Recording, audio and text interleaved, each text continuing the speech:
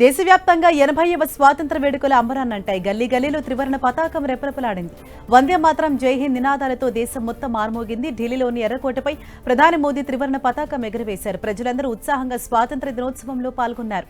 జాతీయ గీతం ఆలపించి ఒకరికొకరు స్వీట్లు పంచుకుని శుభాకాంక్షలు తెలుపుకున్నారు. భారత్ ఇకపై చిన్న కలలతో ముందుకు వెళ్లలేదని, ఆలోచన పరిధి విస్తృతం చేసుకునేందుకు ఉన్నత లక్ష్యాలు అవసరమని ప్రధాని మోదీ పిలుపునిచ్చారు. అభివృద్ధి చెందిన దేశంగా మారినప్పుడు ప్రపంచం మన వైపు చూసే తీరే మారుతుందని చెప్పారు. ఇతర దేశాలపై ఆధారపడి జీవించలేమని, స్వయం సమృద్ధి సాధించాలన్నారు. టెక్ ప్రపంచంలో చిప్ల విలువను భారతదేశం అర్థం చేసుకుంటుందని, అందుకే 3 సెమీకండక్టర్ ప్లాంట్లను ఏర్పాటు చేశామని తెలిపారు. ఎర్రకోట వేదికగా ప్రధాని మోదీ కీలక ప్రకటన చేశారు. 1 కోటి మంది యువతకు ఏఐ నైపుణ్యాలలో శిక్షణ ఇస్తామని, పోటీ పరీక్షలకు ఉచిత ఆన్లైన్ కోచింగ్ అందిస్తామని తెలిపారు. పేద మధ్యతరగతి కుటుంబాలపై ఉన్న ఆర్థిక భారాన్ని తగ్గించడమే ఉచిత కోచింగ్ కార్యక్రమ లక్ష్యమని చెప్పారు. యువత తనకు ఒక ఫేవర్ చేయాలన్న ప్రధాని 2 గంటల సమయం కేటాయిస్తే దేశానికి ఎంతో ఉపయోగపడుతుందని వ్యాఖ్యానించారు. దేశంలో ఇంకా దిమాగి నక్సల్స్ మిగిలే ఉన్నాయంటూ ప్రధాని మోదీ హాట్ కామెంట్స్ చేశారు. సంవత్సరాలుగా మావోయిస్టు భావజాలం ఉన్న వ్యక్తులు బలంగా పాతుకుపోయారని చెప్పారు. అడవుల్లో నక్సలిజాలను నిర్మూలించి దేశాన్ని విముక్తి చేయడంలో ప్రభుత్వం విజయం సాధించిందని, కానీ దిమాగి నక్సల్స్ మిగిలి ఉన్నారని తెలిపారు. వారు ఒక అవకాశం కోసం ఎదురు చూస్తున్నారని విమర్శించారు. క్రీడా ప్రపంచంలో భారత్ ప్రత్యేక స్థానాన్ని సంపాదించుకుంటోందని ప్రధాని మోదీ అన్నారు. 2036లో జరిగే ఒలింపిక్స్ లో ప్రతి ఆటలో భారత్ భాగస్వామ్యం ఉండేలా చూసుకోవాలన్నారు. ఈ ఒలింపిక్స్ కు ఆతిథ్యం ఇచ్చేందుకు పోటీ పడుతున్నామని తెలిపారు. ఇందులో భాగంగా ప్రతిభ ఉన్నవారిని గుర్తించి వారికి మెరుగైన శిక్షణ, సౌకర్యాలు అందించేందుకు జాతీయ స్థాయిలో టాలెంట్ ఐడెంటిఫికేషన్ ప్రోగ్రాంను ప్రకటించారు. విపక్షాలపై ప్రధాని మోదీ సెటర్లు వేశారు. డీలిమిటేషన్తో లింక్ ఉన్న మహిళా రిజర్వేషన్ బిల్లును పాస్ చేసేలా మద్దతు ఇవ్వాలని, కావాలంటే ప్రతిపక్షాలు క్రెడిట్ తీసుకోవచ్చని వ్యాఖ్యానించారు. 40 ఏళ్ల నుంచి మహిళా రిజర్వేషన్ అంశం రాజకీయ అకాడమీలో ఉండిపోయిందన్నారు. 2029 నాటికి చట్టసభలో మహిళలకు 33 రిజర్వేషన్ కల్పించాలంటే లోక్సభలో సీట్ల సంఖ్యను 816కు పెంచాల్సిన అవసరం ఉందన్నారు. ఇక దేశ చరిత్రలో తొలిసారిగా వందే మాతరం గేయాన్ని పూర్తిగా స్వాతంత్ర వేడుకల్లో ఆలపించారు. ఢిల్లీ ఎర్రకోటలో నిర్వహించిన వేడుకల్లో వందే మాతరం పాడారు. అనంతరం జాతీయ గీతం జనగణమనను ఆలపించారు. ఆ సమయంలో వాయుసేన పూలవర్షం కురిపించింది. ఒక హెలికాప్టర్ జాతీయ పతాకాన్ని, మరొకటి వందే మాతరం అని రాసి ఉన్న జెండాను మోసుకెళ్లాయి. స్వాతంత్ర దినోత్సవం వేళ ప్రధాని మోదీ స్పెషల్ అట్రాక్షన్ గా నిలిచారు. ఎరుపు రంగుతో కూడిన సంప్రదాయ రాజస్థానీ బాంధని తలపాగాను ధరించి ఆకట్టుకున్నారు. ఈ తలపాగాకు జతగా తెల్లటి కుర్తా, చాక్లెట్ గోధుమ రంగు వెస్ట్ కోట్ జాకెట్ ధరించారు. దేశభక్తిని చాటేల జేబులో జాతీయ జెండా రంగులైన కాషాయం, తెలుపు, ఆకుపచ్చతో కూడిన పాకెట్ స్క్వేర్ ను ప్రత్యేకంగా అలంకరించుకున్నారు. లోక్సభ ప్రతిపక్ష నేత రాహుల్ గాంధీతో పాటు కాంగ్రెస్ జాతీయ అధ్యక్షుడు మల్లికార్జున ఖర్గే ఎర్రకోట దగ్గర జరిగిన స్వాతంత్ర దినోత్సవానికి హాజరు కాలేదు. వరుసగా రెండోసారి వేడుకలకు గైర్హాజరయ్యారు. ఎర్రకోట వేడుకలకు రాహుల్ గాంధీ చివరిగా 2024లో హాజరయ్యారు. అప్పట్లో ఆయనకు కేటాయించిన సీటుపై వివాదం నడిచింది. ప్రతిపక్ష నేతకు రెండో వరుసలో సీట్లు కేటాయించడం వివాదాస్పదంగా మారింది. ఢిల్లీలోని కాంగ్రెస్ కార్యాలయం నిర్వహించిన స్వాతంత్ర వేడుకలు జరిగిన ఘటనపై వివాదం మొదలైంది. వేడుకల సందర్భంగా వందే మాతరం గేయం ప్లే అవుతుండగా సోనియా రాహుల్ వ్యవహరించిన తీరు వివాదాస్పదంగా మారింది. సోనియా రాహుల్ అటు ఇటు చూశారు. దీంతో పూర్తి వందే మాతరం గేయం ప్లే అవ్వకుండా ఆపేయాలంటూ సూచించారని ప్రచారం జరుగుతోంది. ఈ సమయంలో పక్కనే మల్లికార్జున ఖర్గే కూడా ఉన్నారు. వందే మాత్రాన్ని ఆపేయాలంటూ సోనియా రాహుల్ సైగ చేశారనే ప్రచారంపై కాంగ్రెస్ స్పందించింది. ప్రచారంలో ఎలాంటి నిజం లేదని కాంగ్రెస్ పార్టీ ప్రకటించింది. ఈ కార్యక్రమానికి హాజరైన ఖర్గే చాలాసేపు నిలబడే ఉన్నారని, పెద్ద వయసు కావడంతో ఆయనకు కుర్చీ ఏర్పాటు చేయాల్సిందిగా నిర్వాహకులకు సూచించారని తెలిపారు. అంతేకాని వందే మాతరం గేయాన్ని ఆపాలంటూ ఎవరూ చెప్పలేదని కాంగ్రెస్ సీనియర్ నేత జయరాం రమేష్ తెలిపారు. ప్రజాస్వామిక లౌకిక భారతదేశ నిర్మాణానికి పునాది వేసింది కాంగ్రెస్ పార్టీ అని ఏఐసీసీ అధ్యక్షుడు మల్లికార్జున ఖర్గే అన్నారు. ప్రస్తుత దేశాభివృద్ధిలో 90% కాంగ్రెస్ పార్టీ కృషి ఉందని స్పష్టం చేశారు. నెహ్రూ ఐఐటీలు, ఐఐఎంలు, పీఎస్యూలను స్థాపించి దేశాన్ని ప్రగతి పథంలో నడిపించారని చెప్పారు. ఢిల్లీలోని ఏఐసీసీ ప్రధాన కార్యాలయంలో జాతీయ జెండాను ఎగురవేసిన తర్వాత ఏర్పాటు చేసిన సమావేశంలో ఖర్గే కామెంట్స్ చేశారు. 80వ స్వాతంత్ర దినోత్సవంలో భాగంగా పంజాబ్ అమృత్సర్లోని అటారీ వాఘా బార్డర్ దగ్గర బీటింగ్ రిట్రీట్ ఉత్సాహంగా జరిగింది. బీఎస్ఎఫ్ జవాన్లు చేసిన ప్రదర్శనలు అందరినీ ఆకట్టుకున్నాయి. మహిళల సంప్రదాయ నృత్యాలు ప్రజలను మంత్రముగ్ధులను చేసే ఈ సందర్భంగా BSF director general Praveen Kumar digital video వాల్ను ఆవిష్కరించారు. తెలంగాణ నీటి హక్కుల విషయంలో రాజీ పడేది లేదని సీఎం రేవంత్ రెడ్డి స్పష్టం చేశారు. గోల్కొండ కోటలో నిర్వహించిన స్వాతంత్ర దినోత్సవంలో పాల్గొన్న సీఎం రేవంత్ పెండింగ్ ప్రాజెక్టులు పూర్తి చేసి రైతుల కళ్లలో ఆనందం చూస్తామని తెలిపారు. విద్యా, వైద్యం తమ ప్రభుత్వానికి అత్యంత ప్రాధాన్యత అంశాలన్నారు. ప్రఖ్యాత సంస్థలు హైదరాబాద్ జీసీసీలు ఏర్పాటు చేస్తున్నాయని చెప్పారు సీఎం రేవంత్ రెడ్డి. ఉద్యోగ నియామకాలను ప్రభుత్వం అత్యంత కీలక బాధ్యతగా తీసుకుందని సీఎం రేవంత్ రెడ్డి తెలిపారు. టీజీపీఎస్సీ ప్రక్షాళన చేసి ఇప్పటివరకు 72,000కు పైగా ప్రభుత్వ ఉద్యోగ నియామకాలను పూర్తి చేశామని పేర్కొన్నారు. యువతకు నైపుణ్యం, ఉద్యోగాలు కల్పించేందుకు యంగ్ ఇండియా స్కిల్స్ యూనివర్సిటీని ఏర్పాటు చేశామని, అడ్వాన్స్డ్ టెక్నాలజీ సెంటర్లుగా ఐటీఐలు, పాలిటెక్నిక్ కళాశాలను అప్గ్రేడ్ చేస్తున్నామని వివరించారు. హైదరాబాద్ లోక్ భవన్ లో గవర్నర్ శివప్రతాప్ శుక్లా ఆధ్వర్యంలో ఎట్ హోమ్ కార్యక్రమం నిర్వహించారు. గవర్నర్ ఏర్పాటు చేసిన విందు కార్యక్రమానికి సీఎం రేవంత్ రెడ్డి, మండలి chairman Gutha Sukender Reddy, assembly speaker Gaddam Prasad Kumar, మాజీ గవర్నర్ బండారు దత్తాత్రేయతో పాటు పలువురు మంత్రులు, అధికారులు హాజరయ్యారు. అతిథులందరినీ మర్యాదపూర్వకంగా పలకరించారు గవర్నర్ శివప్రతాప్ శుక్లా. బీఆర్ఎస్ పై ఫైర్ అయ్యారు సీఎం రేవంత్ రెడ్డి. 10 ఏళ్ల పాటు రేషన్ కార్డులు ఇవ్వకుండా ప్రజల్ని మోసం చేశారని ఆరోపించారు. సంగారెడ్డిలో పర్యటించిన సీఎం రేవంత్ 1,06,00,000 మందికి స్మార్ట్ రేషన్ కార్డులు పంపిణీ చేసినట్లు తెలిపారు. అత్యాధునిక సెక్యూరిటీ ఫీచర్లతో వీటిని రూపొందించినట్లు పేర్కొన్నారు. దేశంలో సన్నబియ్యం ఇస్తున్న ఏకైక రాష్ట్రం తెలంగాణ అని, ఇందుకోసం 14,800 కోట్లు ఖర్చు చేస్తున్నామని తెలిపారు. బీఆర్ఎస్ అధినేత కేసీఆర్ కు సీఎం రేవంత్ రెడ్డి సవాల్ విసిరారు. రైతులకు ఎవరేం చేశారో అసెంబ్లీలో చర్చకు సిద్ధమా అంటూ ఛాలెంజ్ చేశారు. 10 ఏళ్లలో మీరేం చేశారు, 2.5 ఏళ్లలో తమ ప్రభుత్వం ఎంత మేలు చేసిందో చర్చిద్దామన్నారు. డబుల్ బెడ్రూమ్ అంటూ గతంలో డబ్బా కొట్టారని, పేదలకు ఇళ్లు రాలేదు కానీ వారికి మాత్రం ఫామ్ హౌస్లు వచ్చాయని విమర్శించారు సీఎం రేవంత్ రెడ్డి. 5 ఏళ్ల పాటు మహిళలకు మంత్రి పదవి ఇవ్వని వాళ్లు తమకు నీతులు చెబుతున్నారని ఆరోపించారు సీఎం రేవంత్ రెడ్డి. కేసీఆర్ ఇంట్లో అందరికీ ఉద్యోగాలు వచ్చాయని, నిరుద్యోగులకు మాత్రం రాలేదని విమర్శించారు. త్వరలోనే ఉద్యోగ ఖాళీలన్నీ భర్తీ చేస్తామని సీఎం రేవంత్, అగ్గిపెట్టి అఘోర రావులు వస్తారు, జాగ్రత్తగా ఉండాలన్నారు. వీళ్లకు అగ్గిపెట్టెలు దొరకవు కానీ అమాయక యువతను మాత్రం బలి చేశారని ఆరోపించారు. సీఎం రేవంత్ రెడ్డి మరోసారి సంచలన వ్యాఖ్యలు చేశారు. తెలంగాణలో కరువు రావాలంటూ అఘోర పూజలు చేస్తున్నారని ఆరోపించారు. తమపై చేతబడి చేసినా ఏం కాదని, కానీ ప్రజలపై ఇలాంటివి చేయడం సరికాదన్నారు. ఏ ఆలయానికి వెళ్లినా సోషల్ మీడియాలో ఫోటోలు పెట్టే కొందరు బీఆర్ఎస్ నేతలు శివమొగ్గ గుడిలో చేసిన పూజల వివరాలను ఎందుకు బహిర్గతం చేయలేదని ప్రశ్నించారు సీఎం రేవంత్. కాంగ్రెస్ సీనియర్ నేత జగ్గారెడ్డిపై సీఎం రేవంత్ రెడ్డి ప్రశంసలు కురిపించారు. కాంగ్రెస్ అగ్రనేత రాహుల్ గాంధీ రాముడైతే జగ్గారెడ్డి హనుమంతుడు లాంటివాడన్నారు. ఓడిపోయిన ప్రజల మధ్య జగ్గారెడ్డి తిరుగుతున్నారంటూ కొనియాడారు. 1000 కోట్లు ఇచ్చిన జగ్గారెడ్డి లాంటి నాయకుడు దొరకరని, ఆయన్ను ఓడించడం మీ దురదృష్టకరమన్నారు. నాయకులకు మార్కులు వేస్తే తనకన్నా జగ్గారెడ్డికి ఎక్కువ వస్తాయని చెప్పారు. సీఎం రేవంత్ రెడ్డికి మాజీ మంత్రి హరీష్ రావు కౌంటర్ ఇచ్చారు. స్వాతంత్ర దినోత్సవం రోజున పచ్చి అబద్దాలు చెప్పారని ఆరోపించారు. తమ హయాంలో 6 లక్షలకు పైగా రేషన్ కార్డులు ఇచ్చారని అసెంబ్లీలోనే మంత్రి ఉత్తమ్ చెప్పారని, ఇప్పుడు రేవంత్ అసత్యాలు ప్రచారం చేశారని ఫైర్ అయ్యారు. 2 లక్షల ఉద్యోగాలు ఇస్తామనే మాట తప్పినందుకు నిరుద్యోగులకు రేవంత్ క్షమాపణలు చెప్పారని హరీష్ రావు డిమాండ్ చేశారు. సీఎం రేవంత్ తనపై చేసిన ఆరోపణలు ఆధారాలతో సహా బయటపెట్టారని మాజీ మంత్రి హరీష్ రావు డిమాండ్ చేశారు. లేదంటే పరువు నష్టం దావా వేసి కోర్టుకు లాగుతారని హెచ్చరించారు. రుణమాఫీ, రైతు బంధుపై దమ్ముంటే అసెంబ్లీలో చర్చిద్దామని సవాల్ విసిరారు. రుణమాఫీ విషయంలో కొడంగల్కు వెళ్లి రైతులను అడుగుదామన్నారు. అందరికీ రుణమాఫీ అయితే తాను రాజీనామా చేస్తానని ఛాలెంజ్ చేశారు హరీష్ రావు. గత ప్రభుత్వం కొత్త రేషన్ కార్డులు ఇవ్వకుండా కాలయాపన చేసిందని డిప్యూటీ సీఎం భట్టి విక్రమార్క అన్నారు. ఖమ్మం కలెక్టరేట్లో నిర్వహించిన కార్యక్రమంలో పాల్గొన్న భట్టి లబ్ధిదారులకు స్మార్ట్ రేషన్ కార్డులను అందజేశారు. ప్రజల అవసరాలే పరమావధిగా తమ ప్రభుత్వం పాలన సాగిస్తోందని తెలిపారు.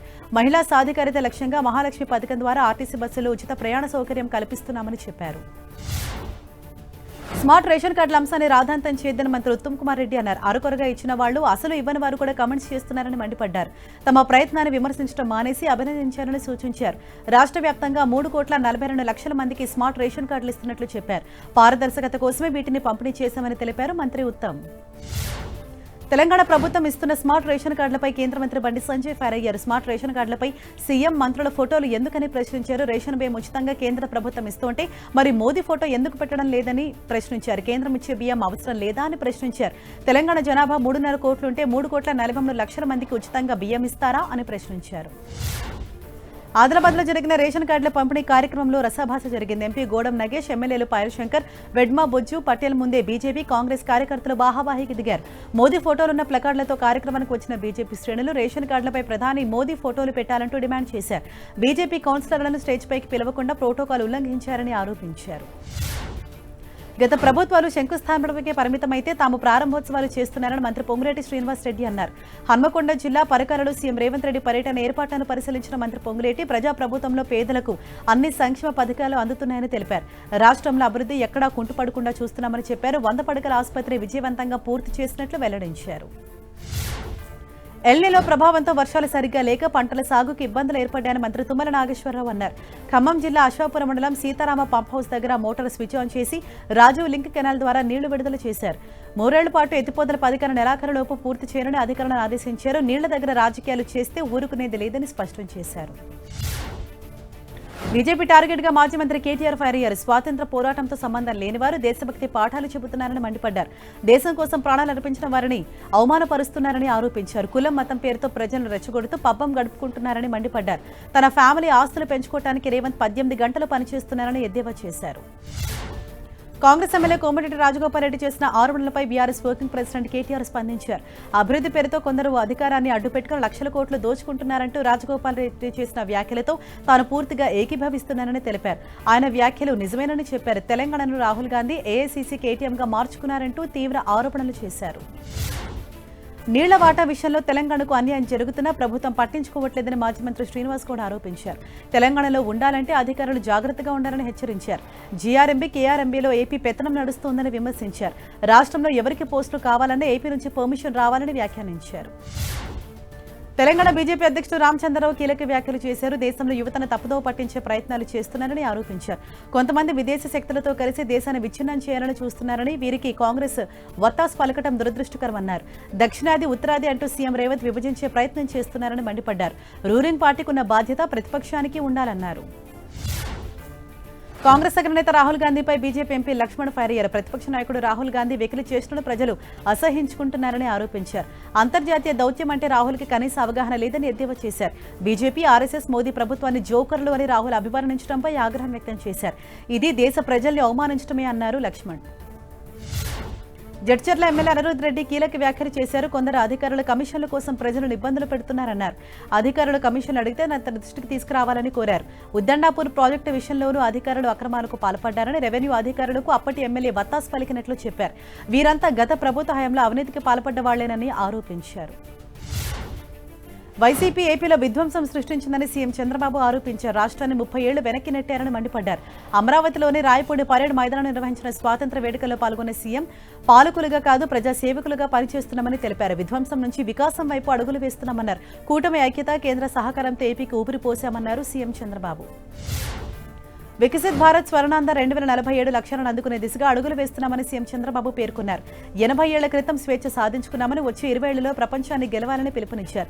బలమైన రాష్ట్రం వికసిత్ భారత్ కు పునాది అవుతుందని, బలమైన దేశం స్వర్ణాంధ్ర నిర్మాణానికి అండగా నిలుస్తుందన్నారు. ఇందులో ప్రతి ఒక్కరూ భాగస్వాములు కావాలని పిలుపునిచ్చారు. ఏపీలో స్త్రీ శక్తి పథకానికి ఏడాది పూర్తయిన సందర్భంగా మహిళలతో కలిసి బస్సులో ప్రయాణించారు సీఎం చంద్రబాబు. స్త్రీ శక్తికి ఏడాది రెట్టింపైన ఆత్మగౌరవం వేడుకల భాగంగా రాయపడలోని పరేడ్ గ్రౌండ్స్ నుంచి సీడ్ యాక్సెస్ రోడ్ మీదుగా మహిళలతో కలిసి ప్రయాణించారు. ఈ ప్రయాణంలో వివిధ జిల్లాల నుంచి వచ్చిన మహిళలతో మాట్లాడి వారికి చేకూరుతున్న లబ్ధి గురించి అడిగి తెలుసుకున్నారు. ఒక తరం స్వాతంత్ర్యం కోసం పోరాడుతూ ఒక తరం స్వాతంత్రాన్ని కాపాడిందని AP deputy CM Pawan Kalyan అన్నారు. కాకినాడ పోలీస్ పరేడ్ మైదానం నిర్వహించిన స్వాతంత్ర వేడుకల్లో పాల్గొన్న పవన్ బలమైన సమర్థ దేశంగా ప్రపంచానికి నాయకత్వం వహించే దిశగా భారత్ అడుగులు వేస్తోందన్నారు. వికసిత్ భారత్ సంకల్పంతో ఆంధ్రప్రదేశ్ తనదైన పాత్ర పోషిస్తోందన్నారు. అటు తూర్పుగోదావరి జిల్లా ధవళేశ్వరంలో ఏర్పాటు చేసిన క్రాఫ్ట్ వుడ్ బ్యాంక్ ను డిప్యూటీ సీఎం పవన్ కళ్యాణ్ ప్రారంభించారు. అనంతరం తన సతీమణి అన్నా కొడదలతో కలిసి సెంట్రల్ క్రాఫ్ట్ వుడ్ బ్యాంక్ ను పరిశీలించారు. కళాకృతుల తయారీ, కళపై వివరాలను అడిగి తెలుసుకున్నారు. అగ్గిపెట్టెలో పట్టేలా రూపొందించిన కళారూపాన్ని పవన్ దంపతులు ఆసక్తిగా తిలకించారు. చేతివృత్తి కళాకారులను పవన్ అభినందించారు. AP deputy CM Pawan Kalyan మరోసారి అస్వస్థతకు గురయ్యారు. తీవ్రమైన జ్వరం కారణంగా లోక్ భవన్ నిర్వహించిన ఎట్ హోమ్ కు హాజరు కాలేకపోతున్నట్లు డిప్యూటీ సీఎం కార్యాలయం ప్రకటించింది. ఇదే విషయాన్ని లోక్ భవన్ అధికారులకు తెలియజేశారు. కాకినాడ, తూర్పుగోదావరి జిల్లాలో పర్యటించిన పవన్ ఆ సమయంలో జ్వరం తీవ్రం కావడంతో కార్యక్రమాన్ని మధ్యలోనే ముగించుకుని వెళ్లిపోయారు. స్వాతంత్ర దినోత్సవం సందర్భంగా విజయవాడలోని లోక్ భవన్ లో governor Abdul Nazeer at home కార్యక్రమం నిర్వహించారు. గవర్నర్ ఏర్పాటు చేసిన విందు కార్యక్రమానికి సీఎం చంద్రబాబు దంపతులు, పలువురు మంత్రులు, అధికారులు హాజరయ్యారు. అతిథులందరినీ మర్యాదపూర్వకంగా పలకరించారు గవర్నర్ అబ్దుల్ నజీర్. విద్యను ఉపాధి రంగానికి అనుసంధానం చేస్తున్నామని మంత్రి లోకేష్ తెలిపారు. రాజధాని అమరావతికి కేంద్రం చట్టబద్ధత కల్పించిందన్నారు. పోలవరం నిర్మాణం, విశాఖ స్టీల్ ప్లాంట్ పరిరక్షణ, రైల్వే జోన్ సాధించామని చెప్పారు. అభివృద్ధి, సంక్షేమం మన ప్రభుత్వానికి జోడెద్దులన్న లోకేష్ పెద్ద పెద్ద పరిశ్రమలు రాష్ట్రానికి చిరునామాగా మారాయని తెలిపారు. 5 ఏళ్లలో యువతకు 20 లక్షల ఉద్యోగాలు కల్పిస్తామన్నారు Lokesh. Tirupati police parade ground లో నిర్వహించిన స్వాతంత్ర వేడుకల్లో మంత్రి ఆనం రామనారాయణ రెడ్డి అస్వస్థతకు గురయ్యారు. జాతీయ జెండా ఎగరేసిన తర్వాత ప్రసంగిస్తున్న సమయంలో ఆనం కళ్లు తిరిగి ఒక్కసారిగా పక్కకు వాలిపోయారు. వెంటనే అప్రమత్తమైన భద్రతా సిబ్బంది ఆయన పట్టుకున్నారు. వైద్యులు మంత్రికి ప్రాథమిక చికిత్స అందించారు. ఆయన ఆరోగ్య పరిస్థితి నిలకడగా ఉందని చెప్పారు. కూటమి సర్కారుపై నిప్పులు చెరిగారు వైసీపీ ఎమ్మెల్సీ బొత్స సత్యనారాయణ. తాడేపల్లిలోని వైసీపీ కేంద్ర కార్యాలయం నిర్వహించిన వేడుకల్లో పాల్గొన్న ఆయన పాలనలో ఎలాంటి పక్షపాతం ఉండొద్దని, కానీ దురదృష్టవశాత్తు రాష్ట్రంలో అందించే పరిస్థితి దాపురించిందని ఆవేదన వ్యక్తం చేశారు. ప్రశ్నించే గొంతులపై కేసులు పెడుతున్న తీరు మళ్లీ బ్రిటిష్ పాలన తలపిస్తోందని ఆరోపించారు. ఆంధ్ర క్రికెట్ అసోసియేషన్ మరో బృహత్తర కార్యక్రమానికి శ్రీకారం చుట్టింది. ఏపీఎల్ తరహాలో ఉమెన్ ఆంధ్ర ప్రీమియర్ లీగ్ నిర్వహించబోతోంది. ఈ మ్యాచ్లు సెప్టెంబర్ 15 నుంచి 26 వరకు మంగళగిరి క్రికెట్ మైదానంలో జరుగుతాయని ఎంపీ కేశినేని చిన్ని తెలిపారు. మొత్తం 4 జట్లు లీగ్లో పోటీ పడబోతున్నాయని, ఇప్పటికే జట్లకు సంబంధించి బిడ్డింగ్ ప్రక్రియ పూర్తయిందని వెల్లడించారు. కష్టపడి చదివి డీఎస్సీ పరీక్షలు రాస్తే తమను అవమానిస్తున్నారంటూ వైసీపీ నేతలపై ఉపాధ్యాయులు మండిపడ్డారు. తమను అవమానిస్తే ఊరుకునేది లేదని హెచ్చరించారు. ఆదివారం విజయవాడలో ఆత్మగౌరవ ర్యాలీ నిర్వహించనున్నట్లు ప్రకటించారు. ఉదయం 10:30 గంటలకు ఇందిరాగాంధీ మున్సిపల్ స్టేడియం నుంచి డాక్టర్ బిఆర్ అంబేద్కర్ విగ్రహం వరకు ర్యాలీ చేయనున్నట్లు తెలిపారు. వరంగల్ జిల్లా నరసంపేటలో దివంగత మాజీ ఎమ్మెల్యే పెద్ది సుదర్శన్ రెడ్డి విగ్రహం ఏర్పాటుపై వివాదం ముదురుతోంది. మున్సిపాలిటీ అధికారుల అనుమతి లేకుండా పెద్ది విగ్రహాన్ని ఏర్పాటు చేశారంటూ పోలీసులు కేసు నమోదు చేశారు. వరంగల్ తూర్పు మాజీ ఎమ్మెల్యే నరేంద్ర సహా మొత్తం 5గురిపై కేసు పెట్టారు. విగ్రహ ప్రతిష్టాపనకు ఎలాంటి అనుమతి పత్రాలు చూపలేదని ఎఫ్ఐఆర్లో పేర్కొన్నారు. మేడ్చల్ జిల్లా ఘట్కేసర్లోని వివిధ హోటల్స్, స్వీట్ షాప్స్ లో అధికారులు తనిఖీ చేశారు. ఘట్కేసర్లోని న్యూ బాలాజీ హుక్మీ చంద్ మిఠాయి భండారంలో నిషేధిత సింథటిక్ ఫుడ్ కలర్స్, గడువు ముగిసిన 3 పదార్థాలు స్వాధీనం చేసుకున్నారు. అపరిశుభ్ర వాతావరణంలో స్వీట్లు తయారు చేస్తున్నట్లు గుర్తించిన అధికారులు పలు రకాల స్వీట్లు, ముడి పదార్థాలను స్వాధీనం చేసుకున్నారు. హైదరాబాద్ శివారులో కల్తీ నాసిరకం ఆహార పదార్థాల తయారీ కేంద్రంపై టాస్క్ ఫోర్స్ పోలీసులు దాడి చేశారు. గడువు ముగిసిన ముడి సరుకులు, లేబుల్ లేని ఫ్లేవర్స్తో ఆహార పదార్థాలు తయారు చేస్తున్నట్లు గుర్తించారు. 2 నిందితులను అరెస్ట్ చేసిన పోలీసులు భారీగా ఆహార పదార్థాల, ముడి సరుకును స్వాధీనం చేసుకున్నారు. జగిత్యాలలో ఓ వ్యక్తిని సైబర్ నేరగాళ్లు బురిడి కొట్టించి 15 లక్షలు కాజేశారు. పట్టణానికి చెందిన అశోక్ వాట్సాప్లో ఈ చలాన్ పేరుతో ఏపీకే ఫైల్ వచ్చింది. అధికారిక సమాచారం అని భావించిన అతడు మొబైల్లో ఇన్స్టాల్ చేశాడు. కాసేపటికి అశోక్ బ్యాంకు ఖాతా నుంచి వరుసగా నగదు బదిలీలు జరిగినట్లు గుర్తించాడు. దీంతో వెంటనే పోలీసుల్ని ఆశ్రయించాడు. యువ ఇంటర్న్స్ కు కేంద్ర మంత్రి నిర్మలా సీతారామన్ కీలక సూచనలు చేశారు. ఏ పని చేసినా ఎంతో జాగ్రత్తగా, ఖచ్చితత్వంతో చేయాలన్నారు. ప్రధానమంత్రి ఇంటర్న్షిప్ పథకం కింద పనిచేస్తున్న యువతతో సమావేశమయ్యారు. పని పట్ల బాధ్యత, నిబద్ధత, ఖచ్చితత్వం ముఖ్యమన్నారు. ఎందుకంటే చిన్న పొరపాటు కూడా మరొక వ్యక్తికి తీవ్ర పరిణామాలు కలిగించవచ్చని తెలిపారు. తమిళనాడు స్వాతంత్ర వేడుకలో హీరోయిన్ త్రిష పాల్గొన్నారు. సీఎం విజయ్ తల్లిదండ్రులతో కలిసి మొదటి లైన్లో కూర్చొని వేడుకలను తిలకించారు. అక్కడికి వచ్చిన అధికారులను నవ్వుతూ పలకరిస్తూ వారికి అభివాదం చేశారు. దీంతో త్రిష, విజయ్ మధ్య రిలేషన్ గురించి మరోసారి వార్తలు గుప్పుమన్నాయి. అటు స్వాతంత్ర వేడుకల్లో తమిళనాడు సీఎం విజయ్ కీలక వ్యాఖ్యలు చేశారు. ప్రసంగం ప్రారంభంలోనే జెన్జీ యువతను ప్రత్యేకంగా ప్రస్తావించారు. వణక్కం జెన్జీ అంటూ పలకరించడం అందరి దృష్టిని ఆకర్షించింది. కేంద్ర ప్రభుత్వానికి పరిపాలనాపరమైన అంశాల పూర్తి సహకారం అందిస్తూనే రాష్ట్ర హక్కులకు భంగం కలిగించే విధానాలను తీవ్రంగా వ్యతిరేకిస్తామని స్పష్టం చేశారు విజయ్. తమిళనాడు సీఎం విజయ్పై బీజేపీ రాష్ట్ర అధ్యక్షుడు నయనార్ నాగేంద్రన్ వివాదాస్పద వ్యాఖ్యలు చేశారు. నాన్న ఎక్కడని పదే అడిగితే మీకు ఎలా తెలుస్తుందని, ఇంటికెళ్లి అమ్మను అడగాలంటూ వ్యాఖ్యానించారు. ఆమె మాత్రమే దానికి సమాధానం చెప్పగలరని, అసెంబ్లీలో వెతికితే ఎలా తెలుస్తుందని తీవ్రమైన ఆరోపణలు చేశారు. Jammu Kashmir CM Omar Abdullah hot comment చేశారు. ప్రత్యేక హోదాను రద్దు చేయకపోవడం, రాష్ట్ర హోదాను కేంద్రం తొలగించకపోయి ఉంటే పీఓకే ప్రజలు జమ్మూ కాశ్మీర్లో విలీనం కావడానికి తిరుగుబాటు చేసేవారని చెప్పారు. 1947లో పాకిస్తాన్ నుంచి దండెత్తి వచ్చిన గిరిజన దుండగులకు వ్యతిరేకంగా పోరాడి భారత్లో భాగం కావాలని ఎంచుకున్న కాశ్మీర్ ప్రజల నిర్ణయాన్ని పీఓకేలోని ప్రస్తుత పరిస్థితులు సమర్థిస్తున్నాయని తెలిపారు.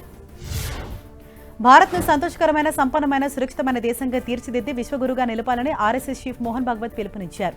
స్వాతంత్రాన్ని సాధించడం ఎంత ముఖ్యమో దాన్ని కాపాడుకోవడం కూడా అంతే ప్రధానమని అన్నారు.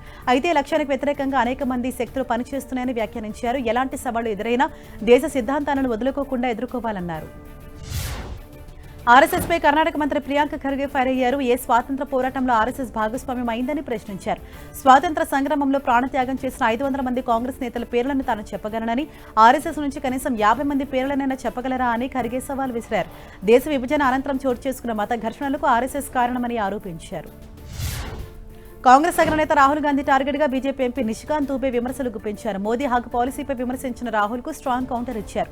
నెహ్రూ తన సోదరి విజయలక్ష్మి పండిట్, మేనకోడలు నయనతార సెహగల్, అమెరికా మాజీ ప్రథమ మహిళ జాక్వెలిన్ కెనడీలతో కలిసి ఉన్న కొన్ని ఫోటోలను పోస్ట్ చేశారు.